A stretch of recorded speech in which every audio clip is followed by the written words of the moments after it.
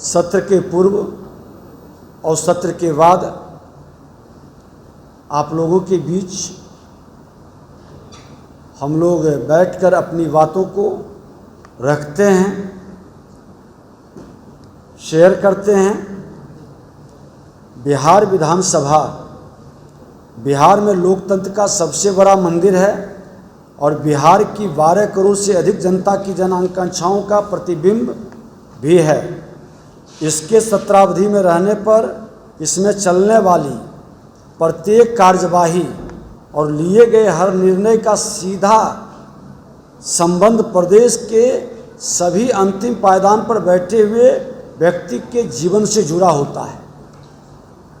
सत्रावधि में नहीं रहने पर बिहार विधानसभा अपनी समितियों के माध्यम से कार्य करती है और इन समितियों को मिनी विधानसभा भी कहा जाता है। इन समितियों का काम सदन द्वारा अधिकृत और जनहित से जुड़ा होता है और सदन में दिए गए आश्वासन को भी ये समिति निष्पादित करती है, समीक्षा करती है। इसलिए सदन सिर्फ जिस समय चलता है वही महत्वपूर्ण नहीं है, सदन के बाद की भी एक्टिविटी बहुत महत्वपूर्ण है। जनमानस के जनजीवन को सरल, सुलभ और सुगम बनाना ही लोकतांत्रिक शासन का मूल उद्देश्य है। इसमें विधायिका की भूमिका सबसे प्रबल और रचनात्मक होती है, क्योंकि जनता के द्वारा चुने गए प्रतिनिधिगण अपने अधिकारों का जनहित के लिए प्रयोग कर इसके उद्देश्य को व्यापक बनाते हैं, जो कि इस बार सदन में दिखाई भी पड़ा है।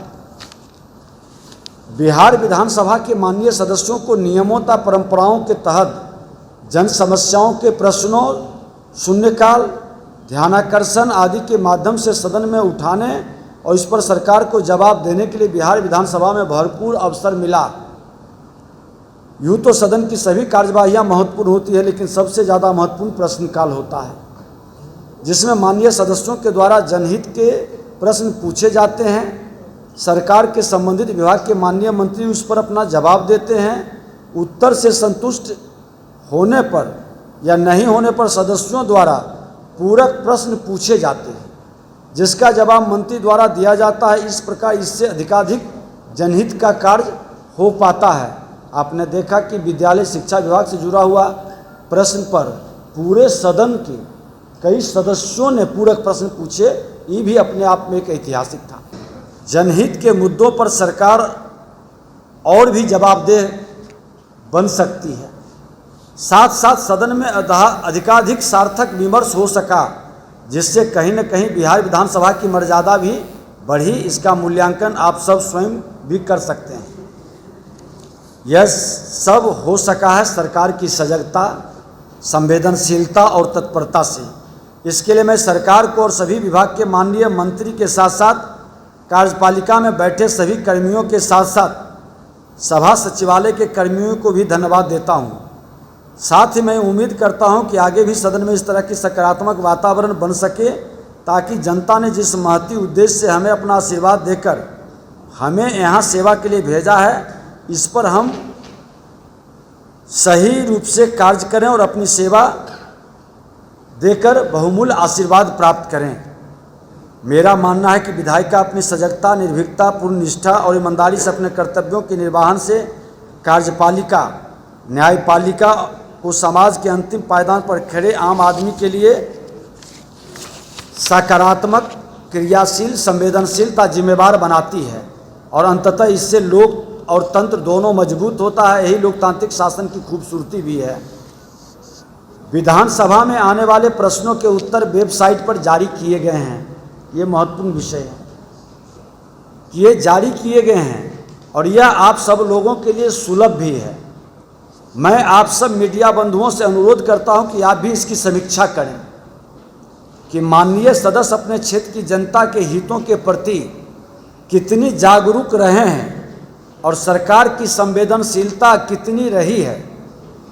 हो सकता है कि कुछ कार्य किसी कारणवश नहीं हुए हों, आप उन्हें रेखांकित कर सकते हैं। प्रेस सलाहकार समिति है, उनके हर सलाह को भी हम लोग काफ़ी गंभीरता के साथ लेते हैं। लोकतंत्र में मीडिया का चौथा और प्रमुख स्तंभ माना गया है और लोकतंत्र में चौथा स्तंभ होने के नाते आप सबों ने भी अपनी जिस निष्ठा और लगन से सदन की कार्यवाही की जिस तरह से सकारात्मक रूप से कवरेज किया, उसके लिए भी आप सबको बधाई के पात्र हैं। आपका सक्रिय और रचनात्मक सहयोग इसी तरह से मिलता रहे, यही मेरी अभिलाषा है।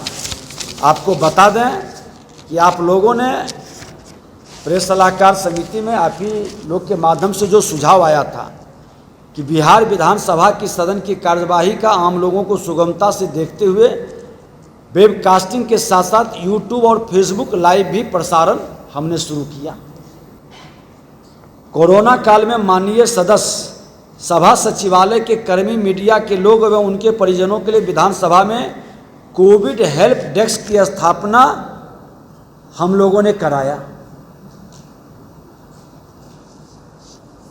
माननीय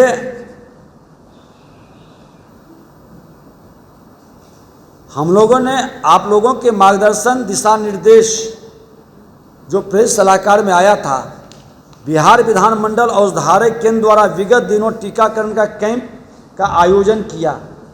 उसमें हमारे विधायिका के साथ साथ सचिवालय कर्मी और प्रेस मीडिया के लोगों को भी टीकाकरण में भागीदारी का अवसर मिला।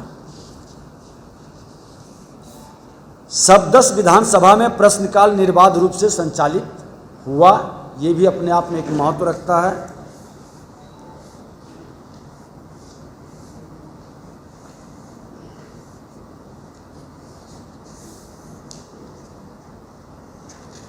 बिहार विधानसभा शताब्दी वर्ष समारोह में हम लोगों ने जो अभियान का शुरुआत किया था, कोरोना के कारण वो कहीं न कहीं बाधित हुआ। 15 अगस्त के बाद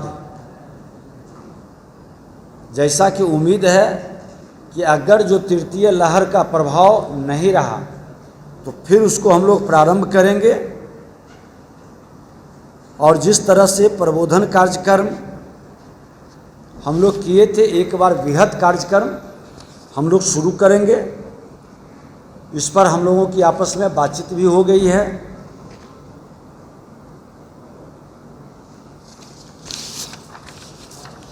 ये तन हुआ है सबके सहयोग से।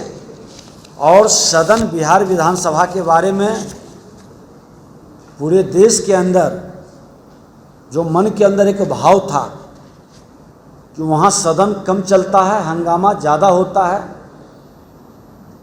वो भाव को समाप्त करने के लिए सभी माननीय सदस्य पक्ष प्रतिपक्ष ने मिलकर एक अच्छा उदाहरण पेश किए और सदन निर्बाध रूप से चलते रहा।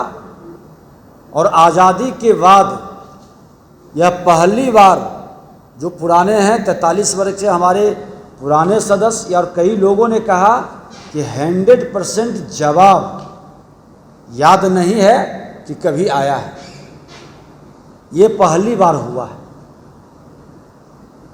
ये बिहार विधानसभा का ये संदेश देश के दूसरे विधानसभा तक भी जाएगा, उसमें आपकी भूमिका अहम होगी। इस सत्र में कुल 604 तारांकित प्रश्न स्वीकृत हुए। इनमें से 569 प्रश्नों के उत्तर प्राप्त हुए, कुछ स्थानांतरित भी हुए हैं। 567 प्रश्नों के उत्तर निर्धारित तिथि के पूर्व आ गए, जो 18 विभाग को हमने दिखाया कुछ कल बाद में। मात्र 2 प्रश्न के उत्तर निर्धारित तिथि के बाद आए हैं। अब तक मात्र 33 प्रश्नों के उत्तर सत्र के उपरांत प्राप्त नहीं हुए हैं, यानी मात्र 5% जो शेष विभाग बच गए हैं। तो ये सब एक अच्छी प्रक्रिया शुरू हुई और हम इसको 100% का जो लक्ष्य रखे हैं, जो विभाग बच गए हैं, हमने कहा है कि उनके साथ भी एक अलग से बैठक करेंगे।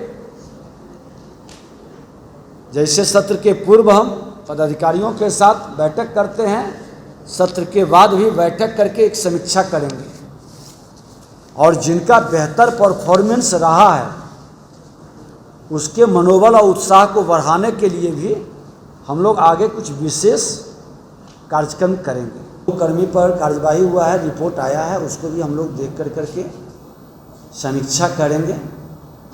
उसकी रिपोर्ट की भी उन लोगों को कहा है कि आप वो तो प्रथम दृष्टया जो दिखाई पड़ा, जो प्रेस मीडिया के माध्यम से चला, उस पर कार्रवाई किए हैं और जो रिपोर्ट आएगा उसको देखा जाएगा। दोनों पक्ष का व्यवस्था को जिम्मेवारी जिनकी जिम्मे है वो उस पर आगे एक्टिविटी करेंगे और हम लोग देखेंगे। देखिए, अध्यक्ष का कार्य है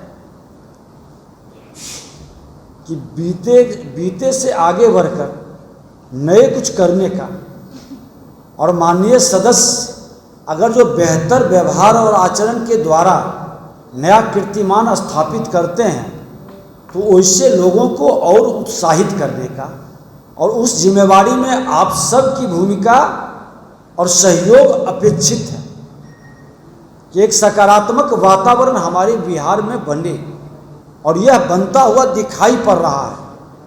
इसलिए मैं सबको, माननीय सदस्यों को, प्रेस मीडिया के बंधु को और सभी राजनीतिक प्राणी को मैं आभार प्रकट करता हूं और धन्यवाद देता हूं कि सकारात्मक वातावरण बनाने में सबकी भूमिका है और सब गवाह न बने, भागीदार बने अच्छे वातावरण बनाने में।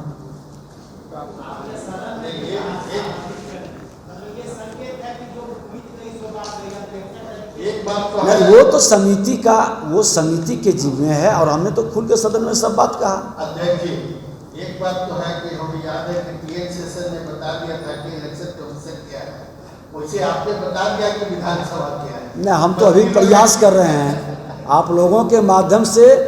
देखिए, बिहार लोकतंत्र की जननी है और बिहार जो संदेश सब लोगों के सहयोग से दिया है कि 100% प्रश्नों का जवाब सदन पटल पर आए, ऑनलाइन उसमें पूरक पूछे, आप माननीय सदस्यों से बातचीत कर करके देखें कि इसका क्या असर जमीन पर है। वो बताएंगे सच्चाई की जमीन पर आज इसका बहुत असर दिखाई पड़ रहा है काम का, और पदाधिकारी भी जिम्मेवारी से अपने जवाब को अब बना रहे हैं। हमने ये भी कहा है, आपको एक चीज़ और बता दें कि जिन प्रश्नों के जवाब गलत आएंगे विधायक वो हमको लिख के देंगे, हम उस विभाग के पदाधिकारी को बुला करके कमेटी के माध्यम से समीक्षा भी कराएंगे। आप अवगत हैं कि बिहार विधानसभा का तीसरा सत्र बहुत ही संक्षिप्त था। पूर्व से भी इस सत्र में कई तरह की अटकलें लगाई जा रही थी। इस पृष्ठभूमि को देखते हुए तथा संसदीय प्रणाली में सदन की महत्ता को ध्यान में रखते हुए मैंने सदन को सभी के सहयोग से सुव्यवस्थित ढंग से चलाने का प्रयास किया। यह एक चुनौती था।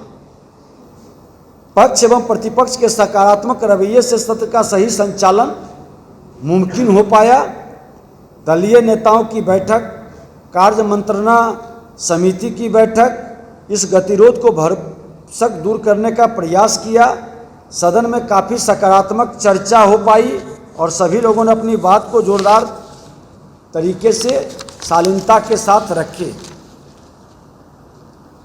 मुझे आपसे यह बताते हुए तो प्रसन्नता हो रही है कि प्रश्नों के 100% उत्तर प्राप्त करने के लक्ष्य को हमने अपने अल्प समय में हासिल कर लिया।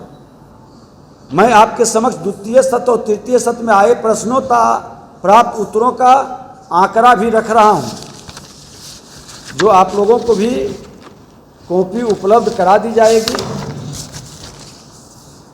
द्वितीय सत्र में 29 विभाग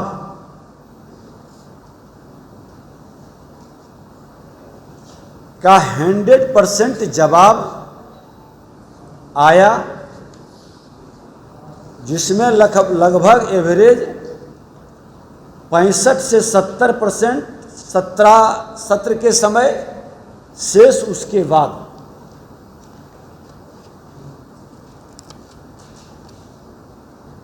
उसकी कॉपी आप लोगों को उपलब्ध करा दी जा रही है। और 17वीं विधानसभा के तृतीय सत्र में 18 विभाग का 18 विभाग का जवाब सत्र के पूर्व आ गया। ये अपने आप में एक ऐतिहासिक था कि 18 विभाग का जवाब सत्र के पूर्व, जिसमें ऊर्जा विभाग, पर्यटन, विधि, भवन निर्माण, पथ निर्माण, पर्यावरण, वन एवं जलवायु परिवर्तन, खान भूतत्व, विज्ञान प्रावैधिकी, कला संस्कृति, युवा, परिवहन, अनुसूचित जाति जनजाति, सहकारिता, खाद्य उपभोक्ता, पशु मत्स्य, मद्य निषेध, उत्पाद निबंधन, कृषि, योजना एवं विकास विभाग और आपदा प्रबंधन विभाग, ये 100% जवाब आए। अल्पसूचित भी जो प्रश्न ट्रांसफर हुए उसको छोड़ के लगभग 100% जवाब आए हैं।